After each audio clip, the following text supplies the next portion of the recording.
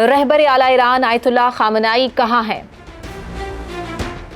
آیت اللہ کو کن کن چیلنجز کا سامنا ہے؟ کیا امریکہ اور اسرائیل آیت اللہ کو شہید کر دینے کے ارادوں سے اب تک باز نہیں آئے؟ کیا خامنائی یہ چاہتے ہیں کہ ایران جلد سے جلد ایٹم بم بنا لے؟ کیا ایسا ممکن ہو پائے گا؟ خامنائی منظر عام پر کب آئیں گے؟ امریکہ اور اسرائیل ایران کے ساتھ مستقل جنگ بندی کا اعلان آخر کیوں نہیں کر رہے؟ کیا لڑائی میں صرف ایک وقفہ آیا ہے اور جنگ ابھی بھی باقی ہے؟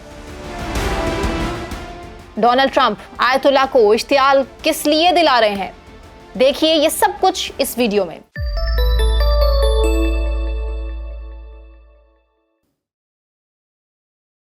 السلام علیکم، میں ثنا کیوان، آپ دیکھ رہے ہیں ولاگ سینٹرل۔ سن 1979 سے پہلے ایران امریکہ اور اسرائیل کا اتحادی اور دوست ہوا کرتا تھا۔ ایران میں بادشاہت قائم تھی اور شاہ ایران محمد رضا شاہ پہلوی کو پورے خطے میں امریکہ کا پولیس انسپیکٹر تصور کیا جاتا تھا۔ مختلف شعبہ ہائے زندگی میں امریکہ، اسرائیل اور ایران میں اشتراک عمل معمول کی بات سمجھی جاتی تھی، اور حتیٰ کہ اسرائیل خفیہ ایجنسی موساد اور ایرانی خفیہ ایجنسی ساواک کے حکام اور اہلکار مشترکہ آپریشنز کیا کرتے تھے۔ ایران کا ثقافتی اور معاشرتی منظر بھی مغربی سماج کی عمدہ ترین نقل پیش کرنے لگا، لیکن جیسا کہ مطلق العنان امریتوں اور بادشاہتوں میں اکثر اوقات ہوا کرتا ہے، وہی ایران کے ساتھ ہوا۔ شاہ کی کمزور پالیسیز کے نتیجے میں ملک کے معاشی حالات مسلسل بگڑنا شروع ہو گئے، جبکہ مغربیت کے زیر اثر ایران میں رونما ہونے والی معاشرتی تبدیلیوں کے بارے میں بھی لوگوں میں بے چینی بڑھتی جا رہی تھی۔ یہی وہ دور تھا جب فرانس میں جلا وطن کیے گئے آیت اللہ روح اللہ خمینی کی جانب سے شروع کی گئی اسلامی تحریک نے زور پکڑنا شروع کیا، اور عوام جوگ در جوگ خمینی کے شروع کردہ سیاسی کارواں میں شامل ہونا شروع ہو گئے۔ بالآخر سن 1979 میں ایرانیوں نے آیت اللہ روح اللہ خمینی کی قیادت میں اسلامی انقلاب برپا کر دیا۔ تب سے لے کر آج تک کے 46 برسوں میں ایران کی مشکلات میں اضافہ ہی اضافہ ہوتا چلا آیا ہے۔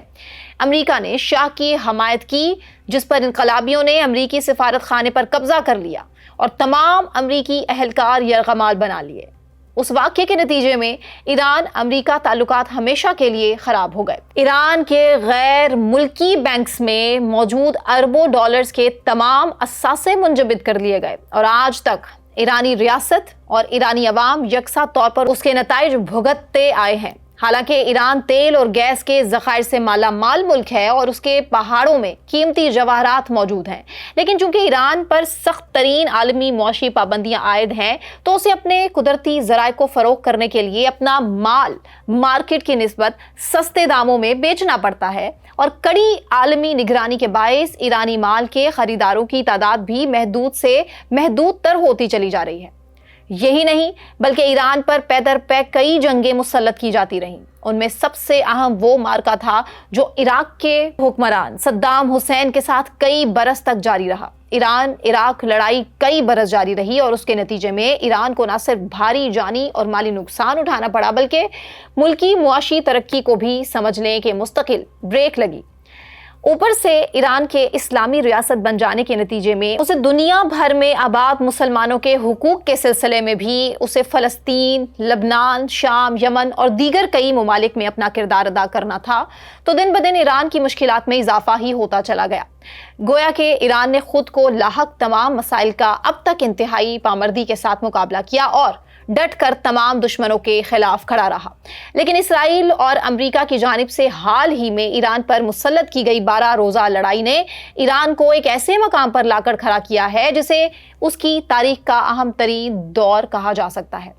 حالیہ لڑائی میں ایران کے 14 ٹاپ سائنٹسٹ اور متعدد اعلیٰ ترین ملٹری کمانڈرز شہید کیے جا چکے ہیں۔ پھر فوجی اور شہری انفراسٹرکچر کو بھی بہت نقصان پہنچا ہے، اور اس وقت ایران کے سپریم لیڈر آیت اللہ خامنائی، جو بلا شبہ ایرانی ملک و قوم کے مرکز کی حیثیت رکھتے ہیں، ان کی جان کو بھی شدید خطرات لاحق ہیں، کیونکہ آج بھی چپے چپے پہ موساد کے جاسوس موجود ہیں۔ اسرائیل اور امریکہ دونوں آیت اللہ کو شہید کر دینے کی واضح دھمکیاں دے چکے ہیں، اور اپنے اس منصوبے سے پیچھے ہٹنے کو تیار دکھائی نہیں دیتے۔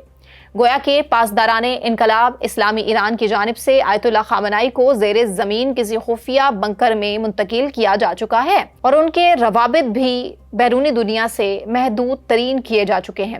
لیکن خطرہ ابھی ٹلا نہیں، کیونکہ امریکی صدر ڈونلڈ ٹرمپ بار بار یہ اندیا دے چکے ہیں کہ یہ بات ان کے علم میں ہے کہ آیت اللہ کہاں چھپے ہوئے ہیں۔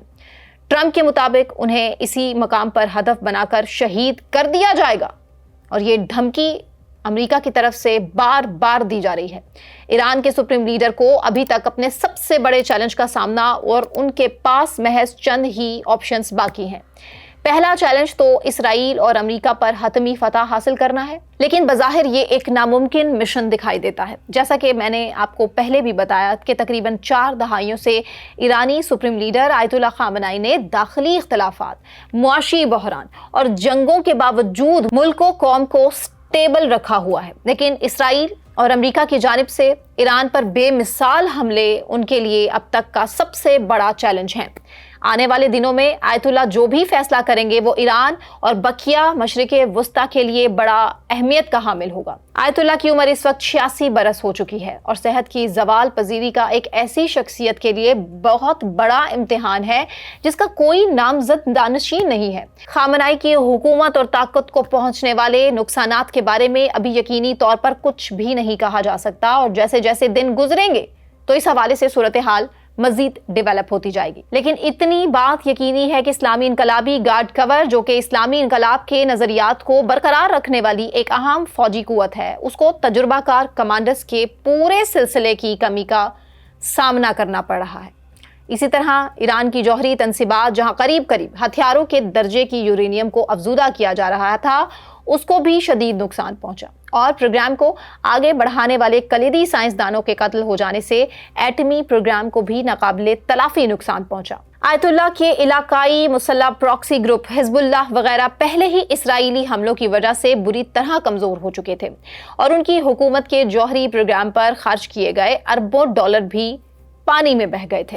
اس طرح عالمی پابندیوں کے ساتھ ساتھ بڑھتی ہوئی مہنگائی کے دور میں یہ سب ایرانی قوم کے جسم پر ایک اور اقتصادی زخم کی مانند ہے۔ اسرائیلی حملے اتنے تیز تھے کہ خامنہئی نے تنازع کے دوران کسی نامعلوم مقام سے اپنی تقریر جاری نہیں کی، جو ان کی حفاظت کے بارے میں دیر پا تشویش کا اشارہ دیتی ہے۔ وہ شہید فوجی کمانڈر اور ایٹمی سائنسدانوں کے جنازوں میں شرکت کرنے والے لاکھوں افراد میں شامل نہیں ہو پائے، اور پھر جنگ بندی کے نفاذ کے کئی دن کے بعد سپریم لیڈر نے ایرانی عوام کو ایک ریکارڈڈ ویڈیو پیغام بھیجا۔ خامنہئی امریکہ کے عزائم کو خوب سمجھتے ہیں۔ انہوں نے کہا کہ ڈونلڈ ٹرمپ نے اس حقیقت کو بے نقاب کیا کہ امریکی صرف ایران کے مکمل ہتھیار ڈالنے سے مطمئن ہو گئے، اور اس سے کم کچھ بھی اسے درکار نہیں ہے۔ اسی کے ساتھ آیت اللہ نے اسرائیل اور امریکہ پر ایرانی فتح کا اعلان کر دیا، اور یہی ایک ایسا پیغام تھا جس نے ٹرمپ کی جانب سے 2 ٹوک رد عمل کو جنم دیا۔ ٹرمپ نے کہا، دیکھو، تم ایک عظیم ایمان والے آدمی ہو، ایک ایسا شخص جس کی اپنے ملک میں بہت عزت کی جاتی ہے، تمہیں سچ بتانا پڑے گا، تمہیں جہنم میں مارا گیا ہے۔ اس بات میں کوئی شک نہیں کہ خامنہئی ایک عظیم رہنما ہے، جنہوں نے اپنی حکومت کی بقا کو محفوظ بنانے کے لیے ہمیشہ زبردست سیاسی اور معاشی تدبیر استعمال کی۔ لیکن خامنہئی اب نہ صرف عمر رسیدہ ہو چکے بلکہ سختیاں کرنے پر مجبور ایک ایسی ریاست پر حکومت کر رہے ہیں جو شدید معاشی دشواریوں کا شکار ہے۔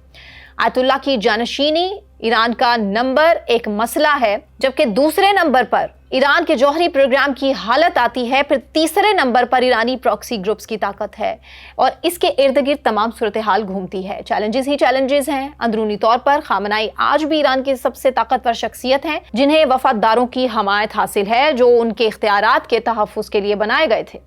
ایران حالیہ حملوں اور خامنہئی کے روپوش ہونے کے بعد انقلاب کی قدامت پسند نظریات کو برقرار رکھنے کے لیے جبر کو تیز کر سکتا ہے۔ بین الاقوامی کرائسس گروپ میں ایران پروجیکٹ کے ڈائریکٹر علی وائز نے کہا ہے کہ ایرانی نظریہ اقتدار خطے میں طاقت کے اندازوں اور مخالفین کی سازشوں کی روک تھام کے حوالوں کو مد نظر رکھتے ہوئے ترتیب دیا، لیکن پہلے نقطے کو وقت کے ساتھ ختم کر دیا گیا، جبکہ مؤخر الذکر ناکام ہو گیا۔ انٹرنیشنل کرائسس گروپ میں ایران پروجیکٹ کے ڈائریکٹر علی وائز نے کہا ہے کہ اس میں کوئی شک نہیں ہے کہ ایرانیوں کی اپنے اقتدار اعلیٰ پر گرفت کمزور ہو چکی۔ وائز کا کہنا تھا کہ ایرانی رجیم اپنی بقا کی خواہش مند تو ہے، تو اس کو اسی افراتفری کے درمیان ہی اپنے اندرونی اور بیرونی مسائل کو حل کرنا ہوگا۔ پھر ایرانی انٹیلیجنس کی ناکامی بھی جامع طور پر سامنے آئی ہے، کیونکہ ایران کے اندر اسرائیلی خفیہ ایجنسی موساد کے ایجنٹس کا ایک بڑا نیٹ ورک موجود ہے، جس کی مدد سے فوج کے اعلیٰ عہدیداروں کا صفایا ہو چکا ہے، اور ایران کو اب بھی جنگ سے پہلے گہرے چیلنجز کا مقابلہ کرنا ہوگا، اور یہ سب ایک مشکل سیاسی اور سماجی بے چینی میں گھری ریاست کے لیے کافی مشکل ٹاسک ہے۔ بے مثال دباؤ اور گھٹتے ہوئے اختیارات کا سامنا کرتے ہوئے خامنائی، جنہوں نے پہلے جوہری ہتھیاروں کی تیاری کا فتویٰ جاری کیا تھا، ایران کے جوہری پروگرام کو ہتھیار بنانے کو اس کے تحفظ کی بہترین شکل سمجھ سکتے ہیں۔ جوہری بم تیار کرنا ایران کے لیے اس وقت سب سے بڑا چیلنج ہے، اور اس کے لیے عوامی موقف میں بھی تبدیلی لانا پڑے گی، کیونکہ اسرائیل کا کہنا ہے کہ اس کی جارحیت کا مقصد ایران کو جوہری ہتھیار حاصل کرنے سے روکنا تھا، لیکن تہران نے ہمیشہ اصرار کیا کہ اس کا پروگرام پرامن ہے، اور وہ ایٹمی ہتھیار بنانے کی کبھی خواہش مند نہیں رہے۔ امریکی صدر سے جب یہ پوچھا گیا کہ وہ ایران پر دوبارہ بمباری کرنے پر غور کریں گے اگر انٹیلیجنس رپورٹ کے مطابق تہران متعلقہ سطحوں پر یورینیم افزودہ کر سکتا ہے، تو ٹرمپ نے کہا یقینی طور پر بغیر کسی سوال کے بالکل، اور ٹرمپ نے یہ بھی دعویٰ کیا ہے کہ جس کے بارے میں ایران سوچ رہا ہے وہ آخری چیز وہ ایک جوہری ہتھیار ہے۔ خامنائی کے لیے ایک امکان یہ ہے کہ وہ اسرائیل کے حملوں کے خلاف ایران میں غیر معمولی اتحاد کو بروئے کار لانے کے موقع سے فائدہ اٹھائے، مثال کے طور پر مزید اصلاحات متعارف کروا کر، جیسے اپنی تقریر میں انہوں نے اس لمحے کو اجتماعی طاقت کے طور پر اظہار کیا۔ انہوں نے کہا تھا کہ خدا کے فضل سے تقریباً 9 کروڑ افراد کی قوم ایک جسم ایک جان کے طور پر کھڑی ہے، آواز اور مقصد میں کندھے سے کندھا ملا کر مطالبات اور ارادوں میں کسی بھی تقسیم کے بغیر ساتھ ہے، لیکن عوامی اتحاد کے لیے خامنائی کو ایران کے بنیادی سیاسی اور اقتصادی ڈھانچے پر نظر ثانی کرنا پڑے گی، اور اس طرح ایران کے قدامت پسندی کے نظریے میں بھی تبدیلیاں رونما ہو سکتی ہیں۔ ایران کے عرب پڑوسیوں نے تاریخی طور پر ایران کی توسیع پسندانہ پالیسیز کو ایک خطرے کے طور پر دیکھا، لیکن حال ہی میں انہوں نے تہران کے ساتھ تعلقات کو ٹھیک کرنے کا انتخاب بھی کیا اور مہنگے تنازعات سے بچنے کے لیے ایران کے ساتھ تعاون کی۔ لیکن خامنائی کا مغرب پر عدم اعتماد ٹرمپ کی جانب سے اپنی پہلی مدت میں جوہری معاہدے کی یک طرفہ منسوخی اور اس ماہ اسرائیل کے خطرناک حملوں سے مزید گہرا ہوا۔ پھر ایرانی وفد کے امریکہ کے ساتھ مذاکرات کے نئے دور کے انعقاد سے 2 دن قبل شروع کیا گیا حملوں کا یہ سلسلہ بھی غیر یقینی صورتحال پیدا کرنے کا سبب بنا، اور یہ سوالات پیدا ہو چکے کہ وہ آئندہ کسی بھی مذاکرات تک کیسے پہنچیں گے۔ تہران کو مذاکرات کی میز پر واپس لانے کی ایک تیز کوشش میں ٹرمپ انتظامیہ نے ممکنہ طور پر ایران کو سویلین توانائی پیدا کرنے والے جوہری پروگرام کی تعمیر کے لیے $30 بلین تک رسائی دے دی۔ پابندیوں میں نرمی اور محدود ایرانی فنڈز میں اربوں ڈالرز آزاد کرنے پر تبادلہ خیال ہوا، لیکن اگر ٹرمپ ایران کے ساتھ معاہدہ چاہتے ہیں تو خامنائی کو بھیجے جانے والے غیر روایتی عوامی پیغامات بشمول ان کے قتل کی واضح دھمکیوں کو روکنا ہوگا۔ ایرانی وزیر خارجہ عباس اراغچی واضح کر چکے کہ اگر صدر ٹرمپ ڈیل کے خواہش مند ہیں تو پھر ایران کے سپریم لیڈر آیت اللہ خامنائی کے بارے میں ایک ناقابل قبول لہجہ منظور نہیں، اور آیت اللہ کے خلاف بول کر ان کے لاکھوں پیروکاروں کو تکلیف پہنچانا بند کرے۔